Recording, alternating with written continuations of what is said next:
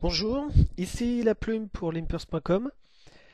Donc on va s'essayer aujourd'hui à une vidéo en live. Comme je l'avais dit dans mes vidéos précédentes, je vais redescendre un peu de limite. Donc là je passe en NL50. On va jouer sur 4 tables. J'ai déjà fait quelques petites sessions pour essayer de voir un peu le niveau de jeu, les mains qu'ils ont assez souvent, est-ce que ça bluffe ou pas. Donc j'espère que ça va m'aider et que je vais pouvoir vous donner un peu de quelques indications. Donc on y va, c'est parti. Donc je vais essayer quand même de mettre une dynamique assez agressive pré-flop au niveau des 3 bêtes 4 bêtes. Parce qu'il y a quand même des joueurs à la table qui 3 bettent beaucoup. Donc on va pouvoir se le permettre. Même si on est en NL50. Contrairement à ce qu'on pourrait penser d'ailleurs, où on pense qu'en NL50, il faut beaucoup moins 3 bêtes. À partir du moment où 3 bêtes pour les bonnes raisons contre les bons adversaires, il n'y a aucune raison de baisser le taux de 3 bêtes. S'il se trouve entre 6 et 8, on peut même monter jusqu'à 8, même en NL50, il n'y a pas de souci. Donc en bas à droite, on a un Limpers, donc a priori je vais l'isoler. Si c'est pas fait avant, je mets 2,50, je suis hors position.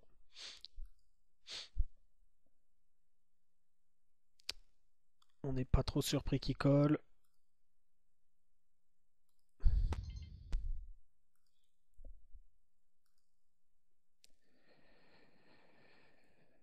Ici, c'est vraiment pas une bonne carte.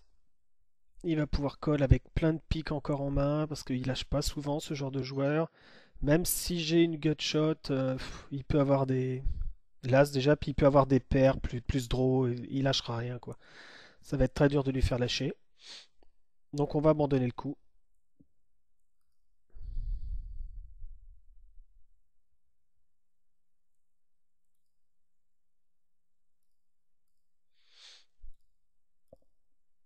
On va lui laisser.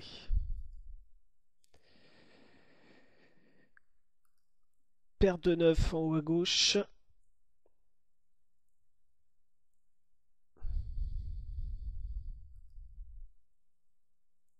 Bon, on va open.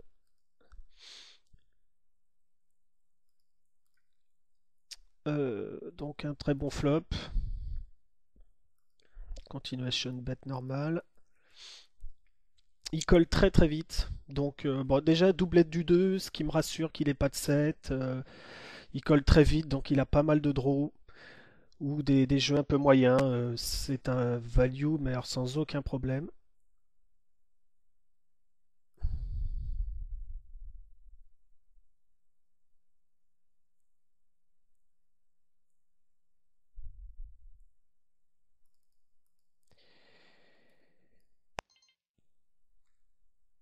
Ici, on va call 4 bet.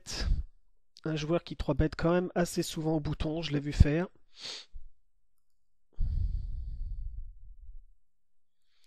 Puisqu'en fait, As-10 c'est vraiment idéal. On a un As en bloqueur, ce qui fait un peu moins de combos d'As-Roi, d'As-As dans sa range. Et donc tous les As-X vont être bien pour 4 bêtes en bluff.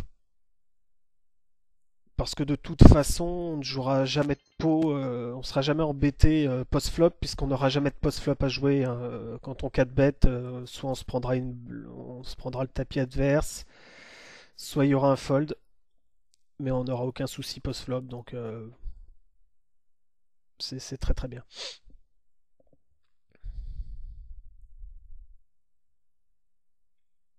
Et puis ça continue à mettre une dynamique intéressante.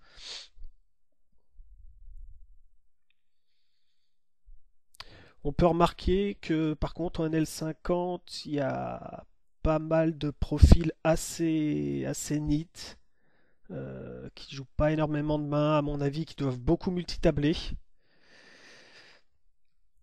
Et on va finalement pas retrouver tant de ça de profils qu'on retrouve un peu plus haut, de bons réguliers.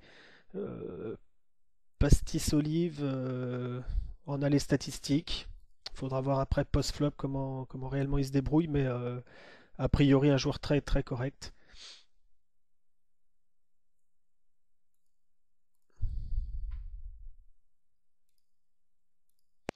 Donc on va isoler en bas à gauche.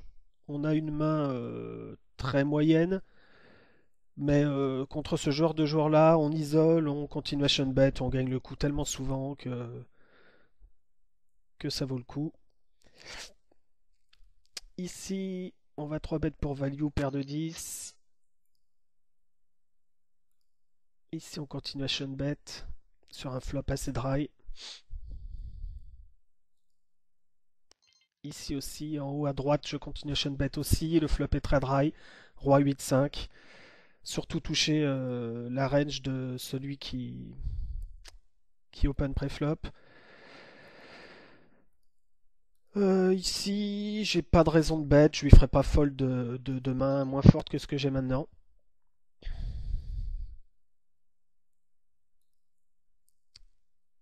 Voilà, et a priori, s'il mise, je bats rien. Puisqu'il y a pas de tirage. Donc maintenant qu'il check, j'espère juste qu'il ait une main type 7-8. Parce que 8-9, il aurait bête, 5-6. Bon, la suite. Voilà, je suis tombé sur la bonne main en face. Mais il n'y avait pas de. Il n'y avait pas. À partir du moment où il check river, on peut estimer peut-être qu'on a un peu de value parce que s'il avait un roi, il l'aurait quand même souvent bête. Mais il y a quand même aussi une bonne partie de joueurs qui ne bêtent pas river ici parce qu'ils ont des rois. On voit qu'ils jouent quand même 30% des mains, donc ils ont des rois très très mal kickés. Ils savent pas trop en fait quoi faire. Et river, ils vont souvent check call. Et en plus de ça, quand je bête ici, faut être espéré être payé par moins bien. Et donc même avec la suite ici, c'est vraiment pas sûr qu'il paye. Donc on pourrait value, mais ça serait quand même assez thin. C'est-à-dire, je pense pas qu'une grande partie de sa range va nous payer avec moins bien.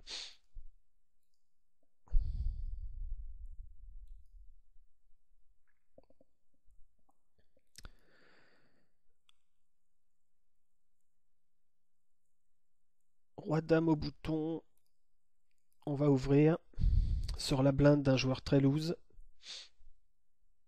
Euh, on est payé par les deux. GB a des. Au niveau de ses stats, justement, un joueur aussi très correct. Ici, je vais check. Pas de raison de bet. Et maintenant, une fois que c'est donc bet à la turn, payé par le joueur, j'ai trop souvent la main perdante et les quelques mains où je pourrais être devant, je peux toujours me faire bluff. Moi, c'est voilà, c'est embêtant à jouer. Je pense que bah, c'est quasi sûr, j'aurais payé en 1 contre 1 à 3 joueurs avec quelqu'un qui mise, quelqu'un qui paye, votre deuxième paire n'est plus bonne.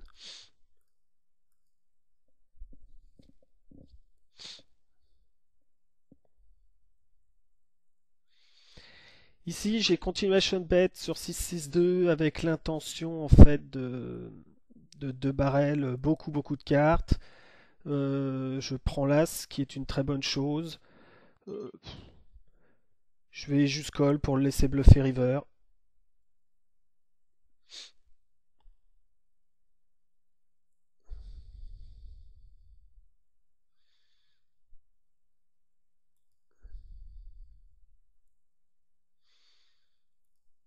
Voilà. À noter qu'avec son dame valet, bon, il a joué très bizarrement tout le long de la main, hein. La défense peut être standard, même bon. C'est vrai il avait pas beaucoup d'argent, mais bon, il défend pré-flop normalement, ou flop, il check call, c'est assez tendu. Surtout si l'adversaire que vous avez en face est assez agressif, vous allez vous faire bluffer beaucoup de turns. Et le pire, je pense ici, c'est la river, puisqu'a priori, quand il bet ici, il me fait rien folder. Euh, moi, je vais payer tout le temps devant, quoi. Il a vraiment aucune value river, mais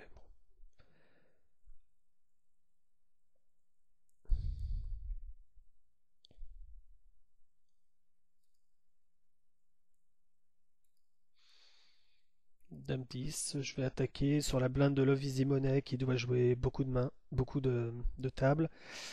Je suis payé par un nouveau joueur. Je crois pas que ça soit le joueur que j'ai joué juste avant.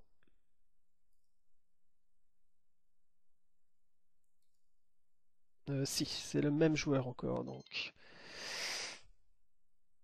Flop très dry, donc très propice à un continuation bet de celui qui a attaqué pré-flop.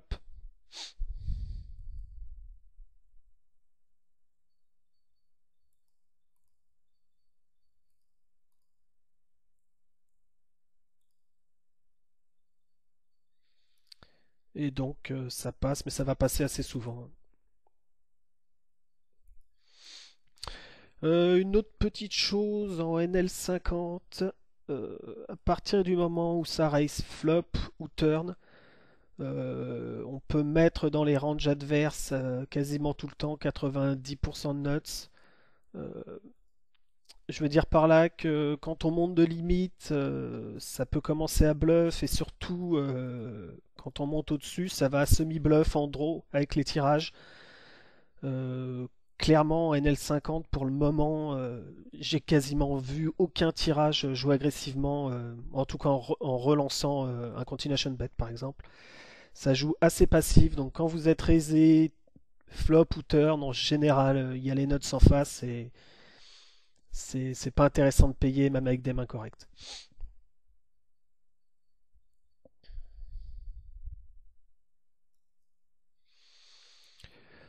Donc ce qui est aussi intéressant comme stratégie dans ces limites-là, c'est un jeu tag, c'est-à-dire tight agressif. On joue peu de mains, mais on les joue agressivement. Donc à côté de ça, on va aussi 3 bet beaucoup. Euh, Bon là, un joueur qui squeeze, que deux mains sur lui, on va passer. Donc vous pouvez 3 bet beaucoup.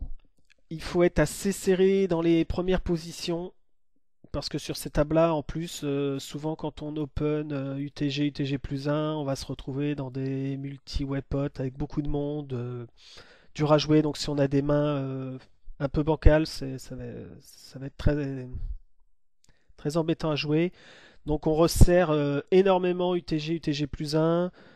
On va jouer un peu plus standard derrière. On peut ouvrir un peu plus au bouton, suivant qui il y a dans les blindes. Et par contre, toujours, on va être, comme j'ai dit juste avant, assez agressif au niveau du 3 bet, c'est-à-dire qu'on va vraiment trouver les adversaires contre lesquels on va merger notre 3 bet, c'est-à-dire relancer plus large mais en value, ou alors contre les personnes où on peut 3 bet, on va 3 bet nos bluffs et nos gros jeux.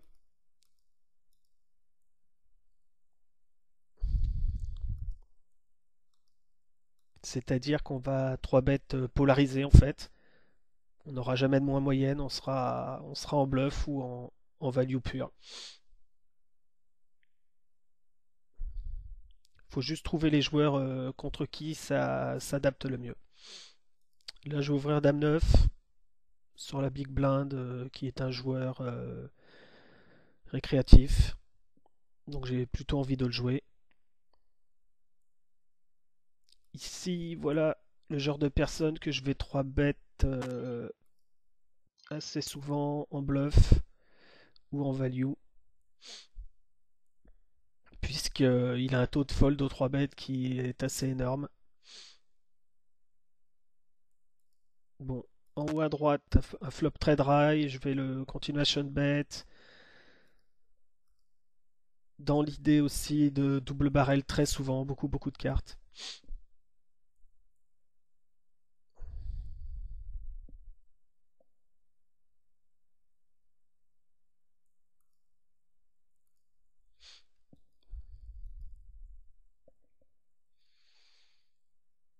Bon, pour l'instant, pas de pot difficile à jouer.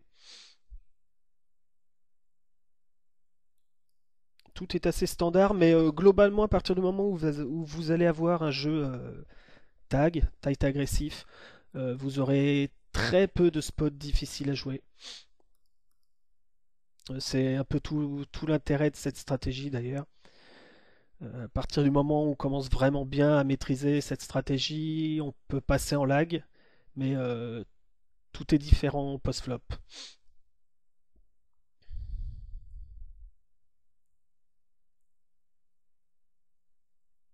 Ici, valet 8. Si Love is the money me laisse tranquille, je vais open. En haut à gauche.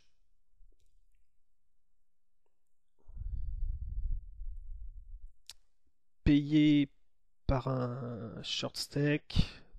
En KV à 50 BB. Je fais mon continuation bet sur ce board très dry. Il colle. Donc là, j'ai une gutshot. C'est vrai que ce genre de joueur aime pas beaucoup lâcher, mais il a aussi beaucoup de pocket ici. Imaginons qu'il ait pocket 6, pocket 5, il va vraiment être embêté avec la dame et le 10. Bon, il insta-call. Là, clairement, il était de toute façon soit en draw, soit la dame, soit il a. Bon, il a quelque chose, hein. Ça va être très dur de lui faire folder. Et de toute façon, on a le 8. Voilà, il a le 9. La dame, pardon.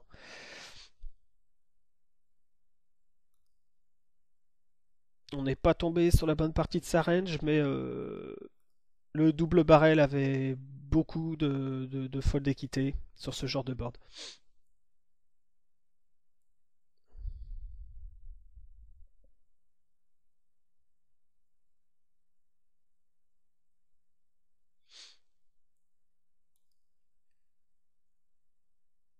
Pas de gros pot pour le moment à jouer. Roi 4.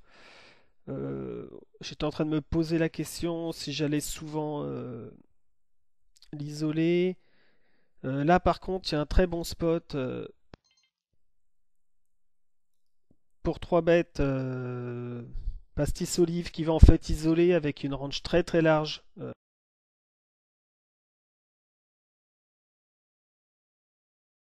Euh, le joueur un peu plus faible. Ici, on prend top pair. On est content. Mais bon, le flop, on l'aurait continuation bet très souvent et ça serait passé même sans la top pair.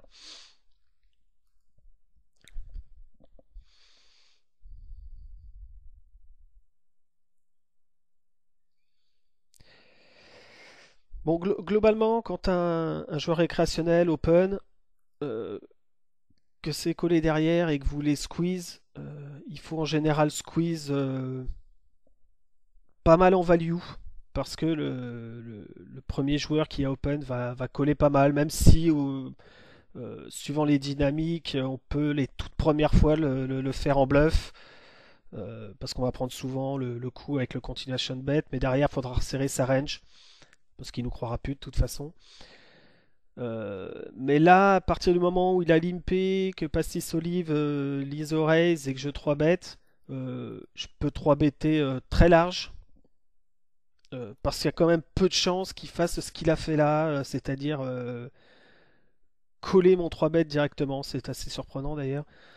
Euh, donc si on sait que ce joueur le fait, on s'amusera pas à isoler trop large. Mais voilà pourquoi dans ce cas particulier, on peut se permettre de 3 bet light, alors que dans un squeeze, on va essayer d'être beaucoup plus en value contre le joueur récréationnel. Euh, Paire d'âge, je vais continuation bet. pas complètement ravi du flop parce qu'il y a beaucoup de turns qui vont m'embêter. Pas cette turn.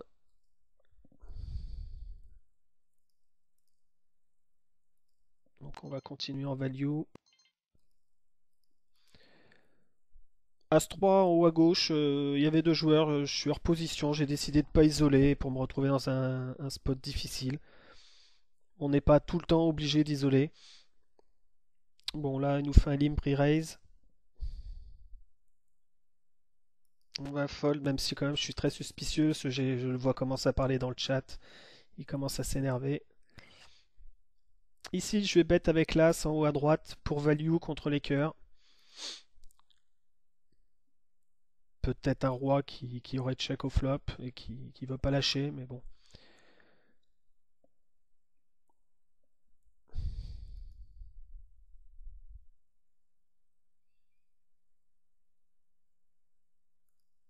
Ici, en haut à gauche, on va isoler contre rapid saut.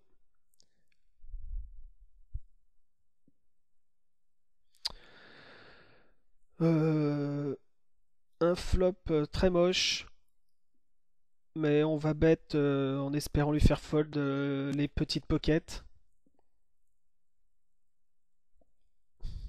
ou des mains très bancales. Mais clairement, il n'y avait aucun 2 barrel sur ça. Désolé, je suis de retour. Donc on est reparti. Pour le moment, tout se passe très bien. Pas de spot difficile. Pas de gros pots. Que ce qu'on va appeler du grind, c'est-à-dire qu'on prend beaucoup de petits pots.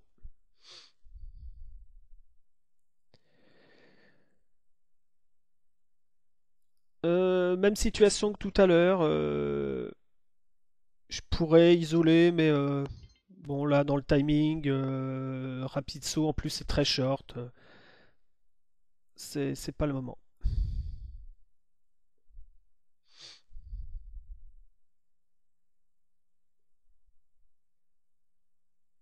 En plus, clairement, il y a des joueurs qui, comme Pastis Olive, qui doivent jouer moins de tables, qui vont être attentifs à qui ils isolent, dans quelle position. Et des joueurs comme Love Easy Money, euh, il y en avait un autre, bon, il est parti.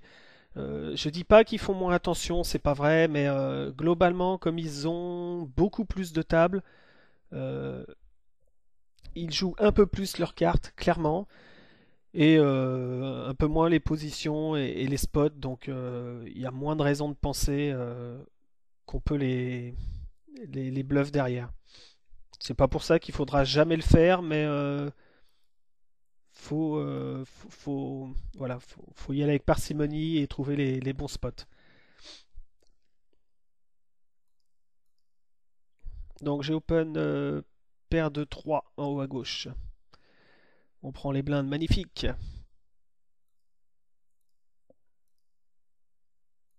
Donc pour l'instant on assiste vraiment à une session de grind, hein. Euh, J'attends mes premiers gros pots ou premières décisions difficiles.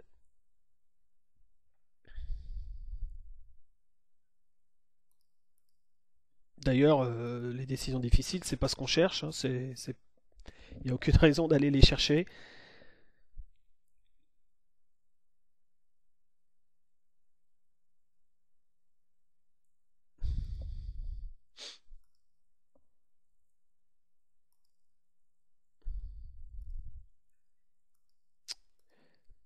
Petit creux dans les cartes et les positions que je me trouve avec pour le moment.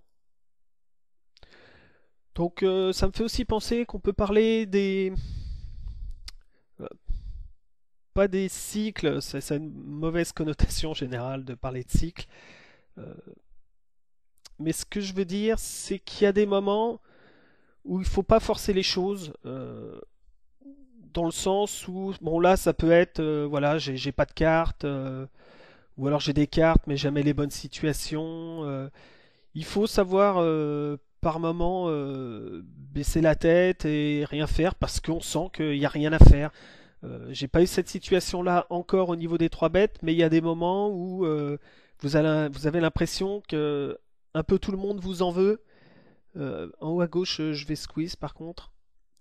Un peu tout le monde vous en veut, vous 3 bêtes de partout, et si vous êtes vraiment attentif, vous vous rendez compte finalement en plus que c'est pas forcément les mêmes joueurs. C'est des tables différentes, pas les mêmes joueurs, et que si jamais vous commencez à vous énerver et à vouloir répondre, c'est vraiment pas le bon moment. Donc il faut tout simplement se rendre compte qu'il y a des moments où ça va pas, c'est pas grave. Là, j'avais pas de carte, je vais pas chercher à absolument me trouver des spots. Ici,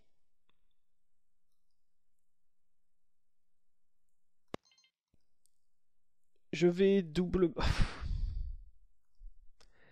barrel. J'ai envie de lui faire lâcher ses floats en fait et ces petites pockets qui voudraient regarder si j'ai pas à se prendre en main. Maintenant j'ai le roi river. On va dire que je j'ai pas le choix, je dois le value. S'il a paire de 7 ou paire de 9, tant mieux pour lui, mais bon, il l'aura quand même rarement.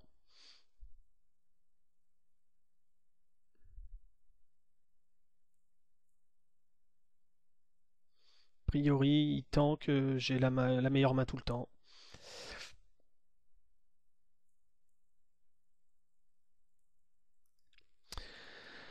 Ce qui est intéressant là, c'était dans un squeeze spot. Je me suis peut-être un peu enflammé sur le deuxième barrel. Clairement dans des 3 bet pots, c'est-à-dire que le pot va être un peu moins grand, on aura un peu plus de levier. Euh, Vous pouvez 2 barrels en bluff beaucoup plus souvent. Notamment, il y a beaucoup de joueurs qui vont coller en fait votre 3 bêtes avec plein de pockets. Se trouver un flop, il n'y aura pas d'as, pas de roi, vous faites un continuation bet et en fait il colle juste pour voir si vous n'avez pas as roi en main et si vous checkez turn, ils sont assez contents, ils pensent souvent être devant et tout va bien. Pour éviter ça et rendre votre jeu beaucoup plus difficile pour eux, il va falloir augmenter le double barrel quand vous êtes en bluff et qu'il n'y a pas d'as, pas de roi, vous verrez, vous obtiendrez pas mal de folds. Bon, bah, de temps en temps, la personne ne va pas lâcher ou voilà, comme ça s'est passé là. J'ai eu beaucoup de chance river d'avoir le roi. Euh, mais clairement, si vous voulez avoir un jeu difficile à jouer et que vous êtes quelqu'un qui 3BT assez souvent, puisque je vous dis que le jeu tag, il faut quand même 3 bêtes assez souvent pour que ça soit bien efficace. Il faut avoir ce genre de jeu dans son jeu en fait, hein, c'est important. Donc là, ma paire d'as, c'est intéressant au niveau du timing. Alors que je vais barrel tranquillement mes notes en bas à gauche.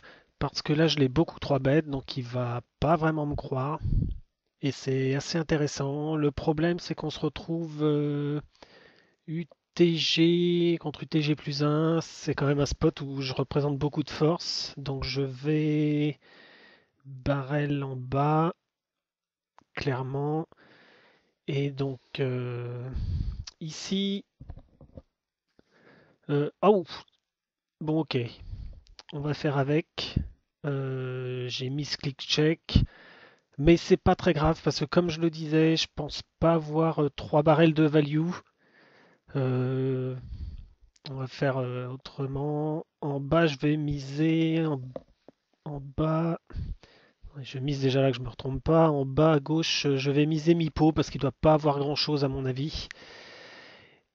Et voilà, donc je pense pas avoir 3 barrels de value. Donc c'est pas très très grave. Et River, c'est une très bonne carte justement à cause du check que j'ai fait au flop. Parce que là, il va pas trop comprendre sur un force to straight, c'est-à-dire 4 cartes qui font la straight, que je me mette à bet alors que j'ai normalement très rarement le 6 ici.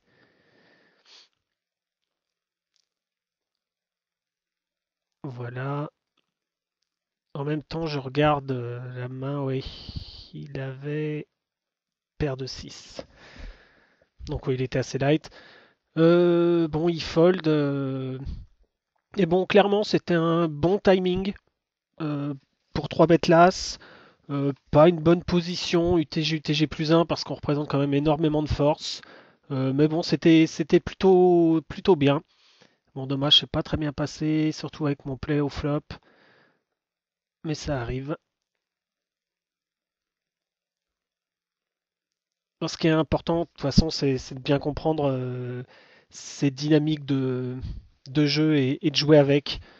Euh, Clairement, là, je me serais pas amusé à 3 bêtes en bluff. Pas à ce moment-là, parce que je l'avais énormément 3 bêtes, même si la position, alors que ouais, je vais bête en bas, la position montrait énormément de force. Je vais value en bas contre C7, C6, j'ai beaucoup de value contre les draws et tout. Euh, et clairement, j'aurais pu le faire, mais au niveau de la dynamique de 3 bêtes, c'était pas très intéressant, vu que je savais qu'il allait quand même rarement me croire. Euh, voilà pourquoi je l'aurais pas fait à ce moment-là, mais je pense qu'un peu plus tard, dans cette situation-là, ça peut être intéressant de le faire avec la force qu'on représente.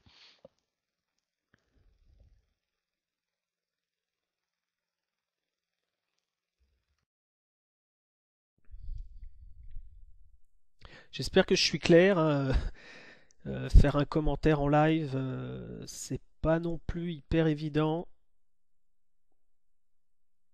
Et je voudrais pas non plus que vous vous mépreniez sur les idées stratégiques que je mets en place. Euh, je vais pas double barrel ma gutshot ici. J'aime pas du tout le board. Je pense être collé beaucoup trop souvent. Un flop plus dry. J'aurais pu double barrel pour faire lâcher des pockets, des choses comme ça. Ici, je le sens pas. Il a trop souvent plusieurs choses et il va coller.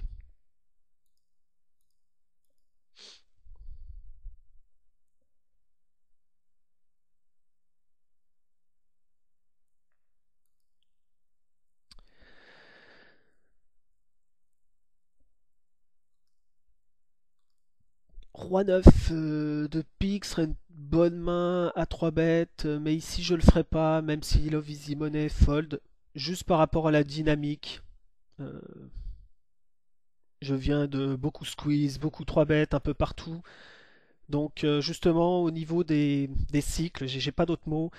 euh, Vous 3 bettez beaucoup. Il y a un moment donné, il faut sentir qu'il faut resserrer la range et là passer en mode 3 bêtes en value. Parce qu'on va plus vous croire. La preuve avec mon As tout à l'heure, il n'a pas hésité une seconde à coller, donc je pense qu'il est quand même très suspicieux. Voilà. Donc jouez avec ces moments dans votre session, des moments où vous allez bluffer beaucoup, des moments où vous allez vous calmer et repasser en value. Euh, Sentez bien ces dynamiques qui peuvent se créer aux tables, c'est vraiment le plus important. Et l'idée que peut se faire les joueurs de votre range, de votre dynamique. Ici, je pourrais payer paire de 4, mais je suis globalement trop souvent derrière. Et Pastis Olive qui était UTG, qui CB avec 4 joueurs dans le pot. Alors là, je suis raise. Donc, bon, j'ai fold. Ça va un peu vite ces tap speed là. Je me suis un peu laissé emporter par le fait qu'en NL50 il raise tout le temps les notes et que là il a mis une belle dose et que je suis presque sûr qu'il est la dame. Mais bon, j'avais quand même un flush draw. Ouais, là j'ai vraiment été trop vite. Bon, moi ça arrive, hein. C'était un call et fallait réaviser turn. C'est un peu moche ce que j'ai fait. Mais bon, leurs ranges sont tellement fortes en NL50. J'ai tellement tout le temps vu les notes que là je me suis un peu emballé. Bon, là c'était un call et fallait réaviser turn, hein.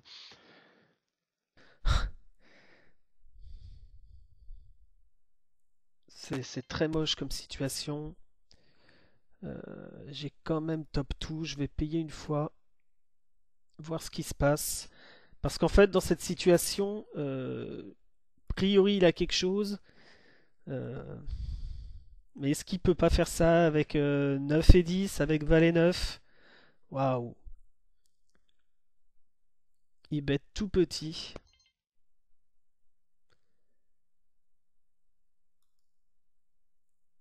Et voilà, non.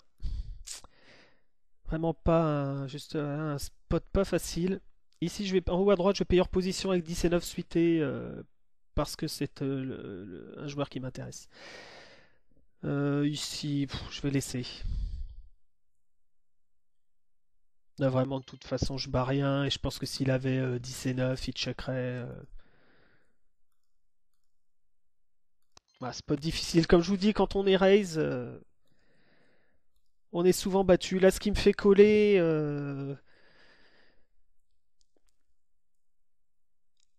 hmm,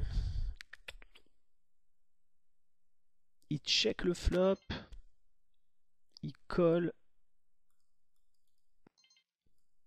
Je vais tenter un petit overbet parce que le profil du joueur s'y prête bien.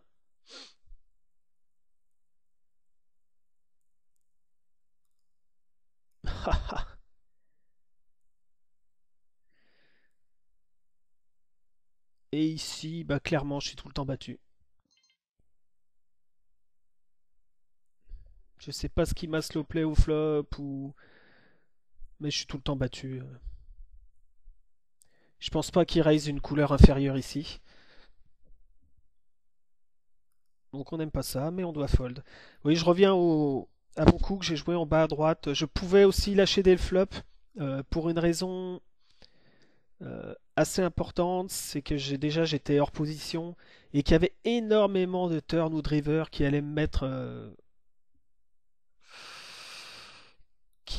dans la panade. Et donc le fait de coller et de subir le coup comme ça, c'était plutôt assez mal joué. C'est vrai que j'avais pas trop envie de lâcher mon top 2. Mais parfois, faut le lâcher parce que ça va être vraiment trop dur à jouer turn et river. Et là, c'était le cas. Un coup pas très bien joué, hein. Même si on a top 2, je pouvais m'éviter la situation difficile.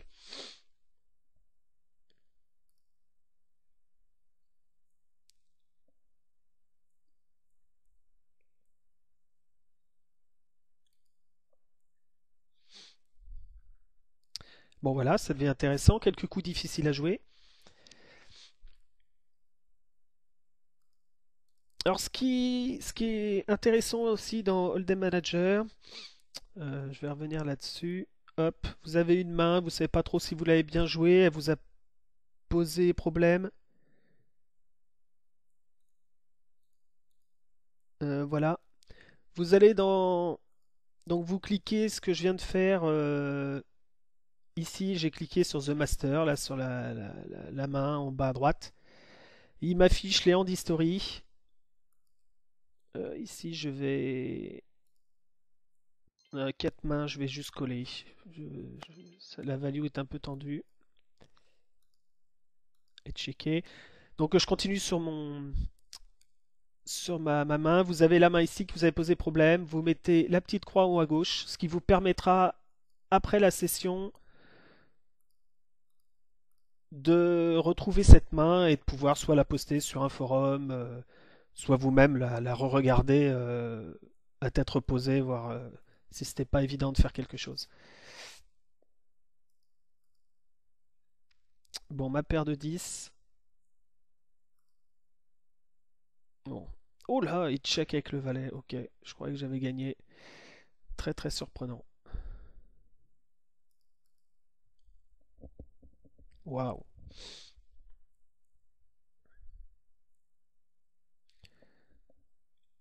Dame valet en position assez deep. Et au bouton, je vais coller.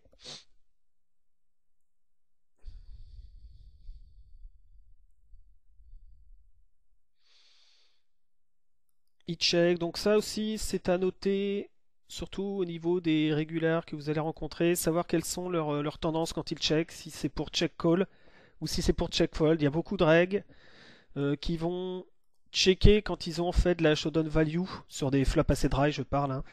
Et donc ils vont toujours check call et c'est pas les bons spots pour les bluffs, ou alors il faudra rentrer dans des bluffs à plusieurs barrels. Et il y a des régulars qui vont, comme ici, check fold, juste parce qu'à mon avis il a pas envie de jouer le pot contre moi, et il pense se faire bluffer trop souvent. Ce qui n'est pas non plus une mauvaise raison, hein. Si vous n'avez pas envie de jouer contre un joueur à la table, il n'y a aucune raison de le jouer et de rentrer dans les spots difficiles. Là, je flat call valet-valet.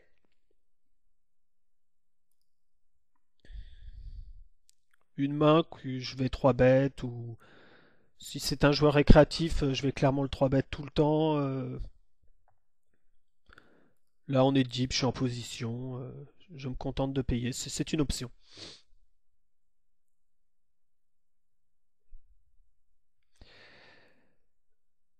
Donc, je suis payé. Ah, surprenant qu'il réfléchisse, Pastis Olive, puisqu'il a checké. Et il colle. Alors là, le check call est très très surprenant. J'ai du mal à le mettre sur une main. Est-ce qu'il jouerait une main comme ça, du type dame-dame, roi-roi, pour contrôle pot? J'ai pas trop d'idées. Je sais pas si j'ai vraiment beaucoup de value. Donc je vais me contenter de check. L'As River est pas une bonne carte. Ouais.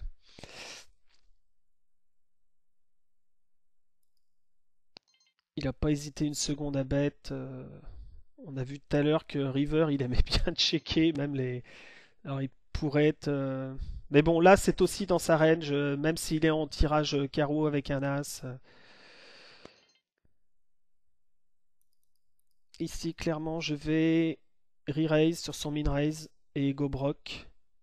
Partir à tapis avec ma gutshot et mon tirage. Bon, je tombe pas sur une main très très bien et je m'en sors bien.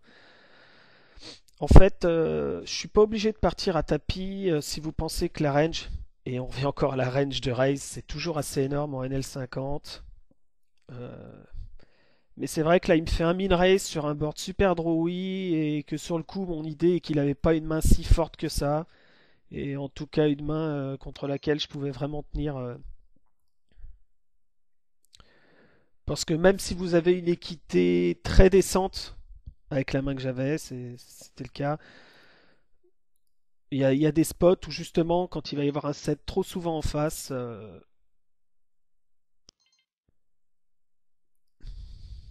vous pouvez clairement la jouer un peu plus passive. Bon, là je discute et je rentre dans des spots assez compliqués. Là c'est un fold. En haut à gauche aussi. Donc on va jouer notre paire d'as en haut à droite.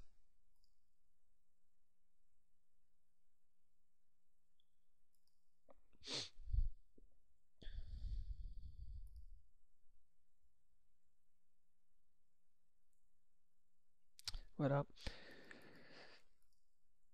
Alors, hein, en tout cas, ça confirme, hein, tous les raises que j'ai obtenus, j'en ai obtenu 3. Il y avait 2 fois les nuts en face, et une fois, je sais pas la main qu'il y avait, mais en tout cas, elle a continué à barrel comme si elle avait les nuts. Donc clairement, il faut pas se level, il faut pas s'imaginer des choses de fou quand on vous raise. Lâchez vos jeux, même les gros. C'est embêtant, mais il n'y a pas grand-chose d'autre à faire. Étant donné qu'on va vous raiser très très très peu souvent.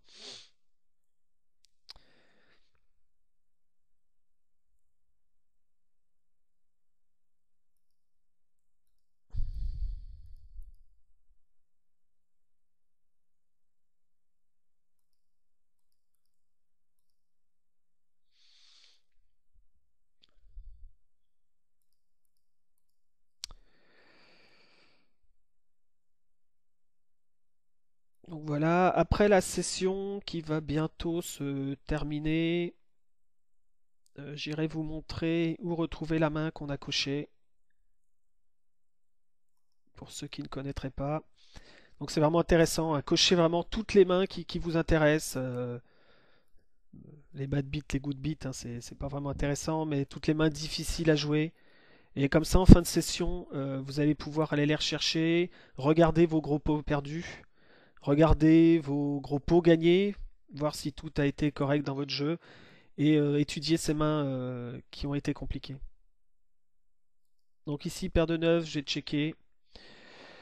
As-Roi, hein, j'ai beau avoir une gutshot, deux over, il y a deux joueurs et ça a trop souvent touché la range. Je vais recheck encore. Voilà. J'avais pas de value de toute façon contre lui et puis voilà, il est capable de aussi de voir quelque chose et de pas miser.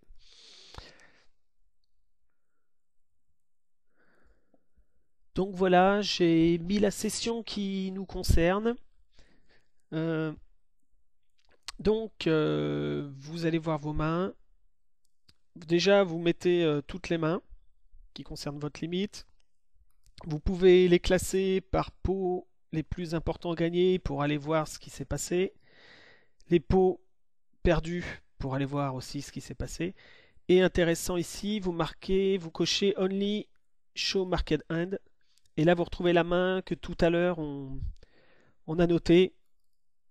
Donc, soit vous double-cliquez dessus pour aller revoir un peu ce qui s'est passé et là où vous avez mal joué. Soit vous sortez en fait la hand history et vous pouvez la copier-coller sur les forums ou en discuter avec des amis. Voilà, parce que la review de session, c'est en fait un élément, l'un des éléments les plus importants pour progresser. C'est bien se rendre compte que malgré le bad beat, ou alors malgré que tout va bien, ou il faut toujours aller voir toutes ses mains et être conscient de ce qui se passe et de ce qu'on a fait, des pots qu'on a gagnés, des pots qu'on a eu du mal à jouer. La revue de session, ça devrait être normalement obligatoire après chaque session que vous faites. Et pas besoin que vous y passiez non plus des heures. C'est assez rapide. C'est histoire d'aller voir dans tous les gros pots si on a joué correctement. Donc ça va prendre 2-3 minutes. Les pots perdus, pareil. Et les mains un peu plus compliquées que vous avez mis de côté. Donc là, vous avez déjà passé 4-5 minutes à voir vos gros pots. Et vous pouvez en passer 4-5 minutes à aller voir ce qui s'est passé et le poster sur le forum. Voilà, donc j'espère que ça vous a plu, que ce format de live a permis quand même des explications assez cohérentes. J'attends vos retours, savoir si c'est intéressant de continuer à le faire.